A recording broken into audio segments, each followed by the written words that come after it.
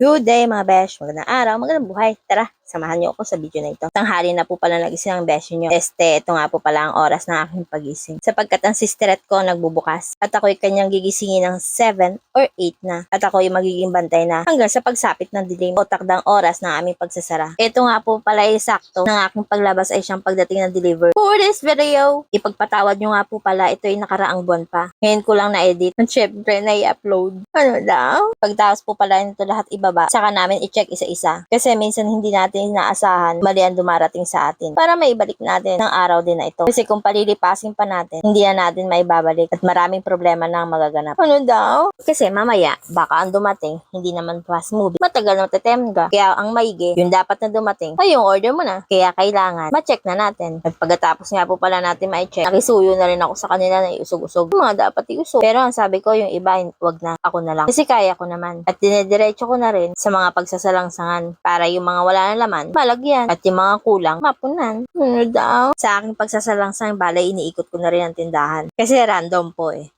Kung anong aking madampot ay bahala na. Kung saan ako sulok ng tindahan, madala. Nadagdagan pa ang aking mga isinasalangsang sapagkat may panibagong dumating. Siyempre, deliver ulit. Inuuna ko muna yung bagong dating kasi mga gatas po yun. Yun ay kokonti lang. Kaya naisalangsang ko na agad. Bago gawin ang nauna. Bago ko muli ituloy ang pagsasalangsang ng mga naunang deliver, meron na namang dumating itlog. Yan ang hinayaan kong maglagay kasi may pwesto naman ng mga itlog. Dahil nailagay na maayos ang mga itlog, tinuloy ko na.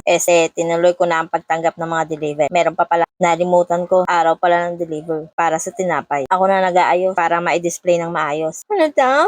Yan, totoo na to. Pinagpatuloy ko na ang pagsasalangsang. Dahil walang nabili, kaya tuloy-tuloy ang gawa. Humihinto lang naman ako pag may deliver, may bibili. Yun, saka tawag ni Sister Red at Mother Earth. Ano daw? Yan, kailangan muna natin ihinto ang lahat. Kasi muli tayo natanggap ng deliver. Ito po ay konti lang. Yung wala sa app na in-orderan namin. Saka mabait naman po yung ahente. Bakit may ganun? Sinabay ko na rin siya sa pagsasalangsang. At tinapos ko na ang huling transaction ko para sa mga ahente at mga nagdi-deliver. Ano daw? Yan, wala na susunod. Kaya malaya na ako ipagpatuloy ang aking mga nasimulan na. Ano daw? Mga nasimulan ng ayusin para mapunan na lahat ng mga bakante. Kasi may magkulang ng mga chichirya. Sasabihin, wala nang paninda. Ano kaya yun? Chichirya lang naman ang naubos. Chichirya lang naman ang nawalan. Pero kasama ang kabuuan, nasa na hustisya? Ano daw? Kaya yan, pinagsisiksikan ko ng mga chichirya nang mukhang marami na at hindi naman pagsasabihan na walang paninda. Kailangan sa lahat ng mga istante, walang bakante. Wow, ang ganda ng rhyme. Isa rin nga pala to sa mga hinahanap. Kasi parte rin siya ng buhay ng mga tao. Ay ng mga niluluto nila. Pinagkakat ko na rin pala ang mga cheese. Kasi minsan sila ang nagkakat at minsan namamalayan ko, punit na. Wala na akong hahabulin kasi wala na sila. Kaya ako na ang gumagawa. Ako na nag-a-adjust. Ano daw?